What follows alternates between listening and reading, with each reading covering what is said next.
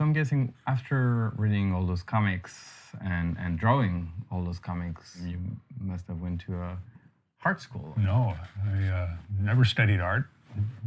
Mechanical art, I guess, or mechanical drawing. It's not art. What I really wanted to study, if I was going to pick my career choice, it would have been film. I would have been Steven Spielberg, even better. I knew what my future was. I was going to run the Kino Rosa company. Company was in my name. The best thing would have been not to go to college, because there's nothing they could teach me in college that would be useful for being the president of a construction company. I should just start in. I guess I wanted to go to college. Now, I'd love to have been in on the decision-making of what I took. Now, I guess my father and my uncle decided I was going to be in engineering college, because then I would meet all the future contractors that I would work with. I would be buddies with them. I was not interested in engineering, but it never occurred to me that civil engineering is the most difficult course you can possibly take in college. But I still wanted to pursue my hobby. My hobbies have been the main part of my life. First day I was on campus, I went away to college, stayed University of Kentucky. I went and applied to be the cartoonist on the school newspaper. I still recall they were just incredibly delighted. That the hardest thing to get, I mean, it's easy to get sports writers, of course, and editors, but to get a cartoonist that was any good, they were just overjoyed. I think I was the first freshman that was ever on the University of Kentucky newspaper. I really wasn't interested in politics, though. That came some years later, which is strange, because that was 1969. That was famous in American history as the most politically active year in college history. I can remember drawing Richard Nixon and Spiro Agnew, and they were both fun to draw, especially Nixon. Weren't you yearning to get to a point where you would be doing your own script and do your, draw your own adventures? Well, I knew they didn't need that, but that came a couple of years later when I finally suggested it. It was a daily newspaper, so I wanted to do a comic strip. It was a brand new newspaper comic strip that was creating a sensation all over the United States called Doonesbury. It had just started, and they wanted me to create my version of Doonesbury. And I knew I didn't want to do that. I wanted to do an Uncle Scrooge type comic strip, an adventure. I invented a cast of characters, and I did exactly a Scrooge adventure. Lancelot Petrolaby worked at a college, and he went on these quests for ancient treasures.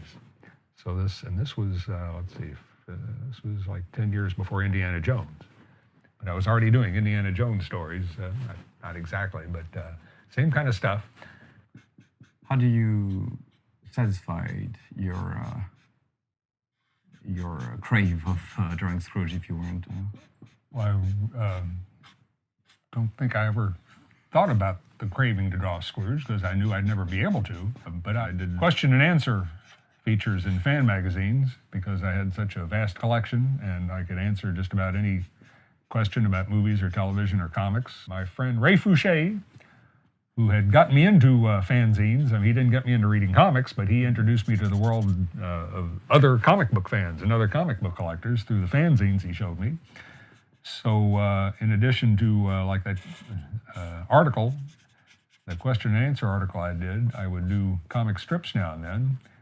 But we decided to do a parody of what had happened to all the residents of Duckburg in the last 15 years of time.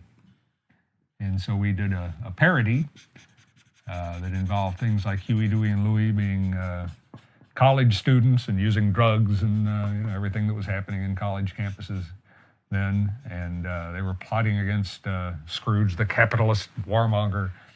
And Donald was getting tired of working for Scrooge, and Donald's also planning to murder Scrooge. And then it's all, really outrageous parody stuff. They were seeing in underground comics, and like Grandma Duck goes senile and mistakes Gus Goose for one of the regular geese. That's one of the strange things about these comics. Grandma Duck had ducks on her farm, but we all knew Grandma Duck was human and the ducks were ducks. So she confuses Gus Goose for one of the regular goose and kills him and cooks him. My favorite one was This is what Huey, Dewey, and Louie are talking to each other. Say, well, can you believe what has happened to so and so and so? And then they talk about it and how.